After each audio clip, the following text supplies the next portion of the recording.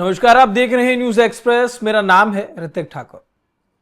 उत्तर प्रदेश की राजनीति में इन दिनों राम मंदिर का मुद्दा बहुत ज्यादा गहराया हुआ और ऐसे में समाजवादी पार्टी के अध्यक्ष अखिलेश यादव भी लगातार इस मामले में तमाम जो टिप्पणियां हैं वो कर रहे हैं और इस मामले को लगातार हवा दे रहे हैं।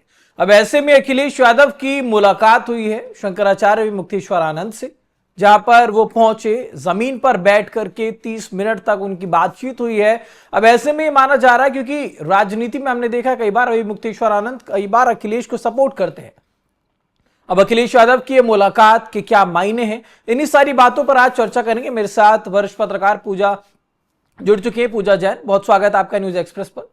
पूजा जी, सबसे पहले ये समझना चाहूंगा कि अभी मुक्तेश्वरानंद ने एक बयान भी दिया। जब अखिलेश यादव उनसे मिलकर आए तो उन्होंने कहा कि योगी जी तो कह रहे हैं कि हाँ कार्रवाई होगी, पर कार्रवाई होगी जरूर जब ये मुख्यमंत्री बदल दिए जाएंगे। तो क्या समझा जाए भी मुक्तेश्वरानंद के साथ इस मुलाकात को अखिलेश यादव की? देखिए, इसे केवल शिष्टाचार कहकर नहीं टाला जा सकता है। और उत्तर प्रदेश में 2027 का चुनाव सबसे बड़ा राजनीतिक लक्ष्य है। जब कोई बड़ा विपक्षी नेता हम्म। इस तरीके से धर्मगुरु और इन लोगों से मिलता है तो उसके राजनीतिक संदेश भी काफी सारे निकाले जाते हैं। और यह मुलाकात जो है धार्मिक सम्मान के साथ साथ राजनीतिक संकेत भी मानी जा सकती है। नो डाउट अखिलेश यादव पहले भी इस तरीके की बहुत सारी ऐसी चीजें हैं वो कर चुके हैं। राजनीति में हर बड़ी मुलाकात का संदेश होता है, ये आप भी जानते हैं। और ऐसे में यह मुलाकात केवल व्यक्तिगत नहीं है बल्कि राजनीतिक संदेश देने वाली भी मानी जाएगी। जी ठीक है, लेकिन क्योंकि हमने देखा ये वही अखिलेश यादव हैं जिनके लिए कहा जाता था कि ये पीडीए की बात करते हैं, है ना? हम्म और अब हम्म क्योंकि सनातन की बात बार बार भारतीय जनता पार्टी एनडीए की सरकार तो करती रहती थी, अब अखिलेश के लिए कहा जाता था कि वो ज्यादातर जो है मुस्लिमों को, यादवों को प्रमोट करते थे। अब क्योंकि राम मंदिर का मुद्दा उन्हें मिल गया है तो इसी वजह से अब ये भी माना जा रहा है कि शायद इसीलिए भी अब वो ज्यादा सनातनी अपने आप को बताने की कोशिश में लगे हुए हैं।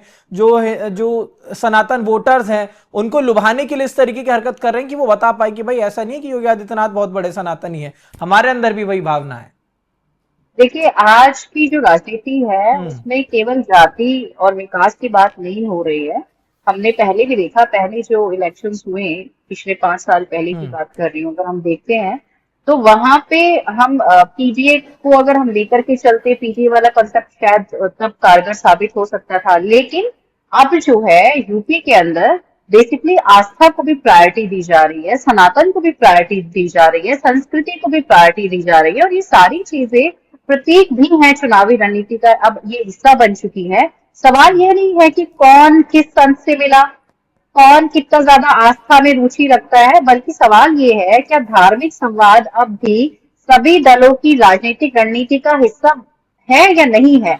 और 2027 की लड़ाई सिर्फ वोटों की लड़ाई नहीं है, ये नैरेटिव की लड़ाई है।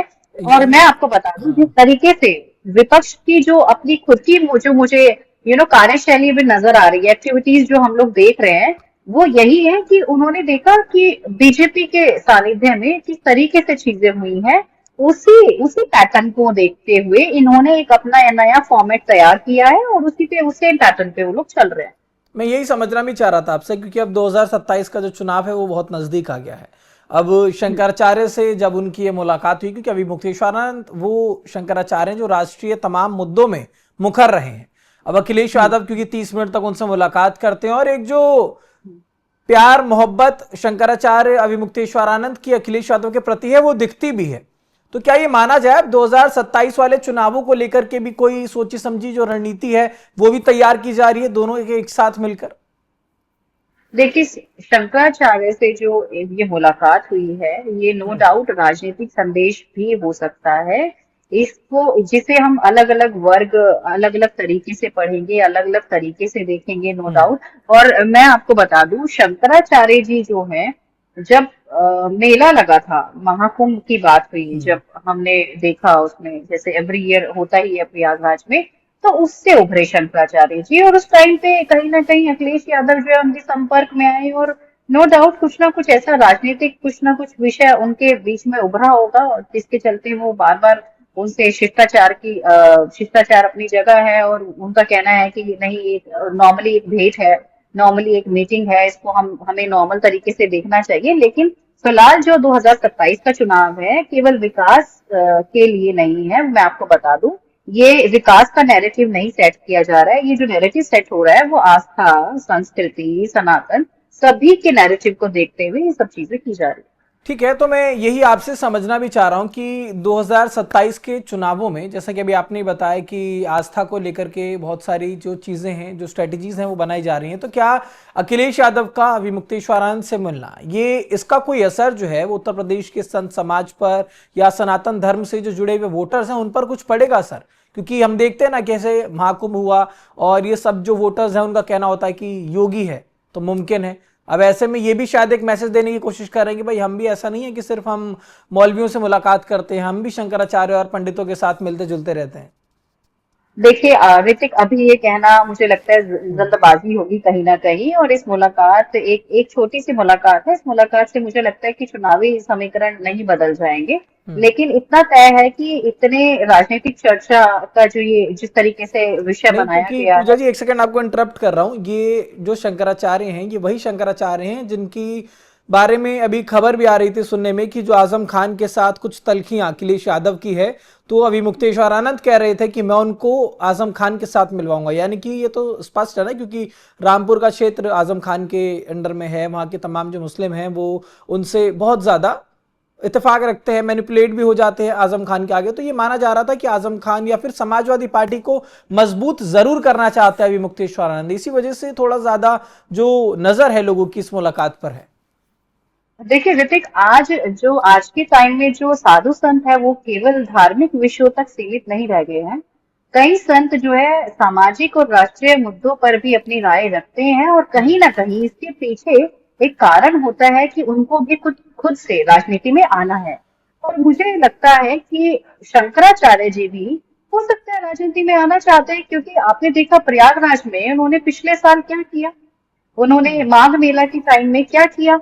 सबके सामने पूरी पिक्चर थी, और सभी पत्रकारों ने नहीं, पूरे मुझे लगता है कि भारतवर्ष के अंदर जितने भी 140 करोड़ की आबादी में मुझे लगता है मैक्सिमम लोगों ने देखा है कि शंकराचार्य जी के स्टेटमेंट क्या थे, योगी जी को लेके उनके स्टेटमेंट क्या थे, सनातन को लेके उनके स्टेटमेंट्स क्या थे। तो उन सब से यही जाहिर होता था राम कि मंदिर में भी देखा था हम लोगों ने किस तरीके से वो बयानबाजी कर रहे थे। हाँ। बिल्कुल बिल्कुल। हम्म। तो मुझे ऐसा लगता है कि जिस तरीके से ये जो संत हैं, शंकराचार्य जी हैं, एक संत होने के बाद भी इस तरीके की भाषा शैली उनकी रहती है, और वो अखिलेश यादव को, वो एक पार्टी के समाजवादी पार्टी के अध्यक्ष हैं, और समाजवादी पार्टी ने कभी भी सनातन सनातन को इतनी प्रायोरिटी नहीं दी, और उनके साथ में मिलकर के इस तरीके की भाषा का इस्तेमाल करते हैं, इस तरीके की बातें करते हैं, तो आप खुद समझ लीजिए, आप खुद बेहतर समझ सकते हैं कि उसके पीछे का कारण क्या होगा।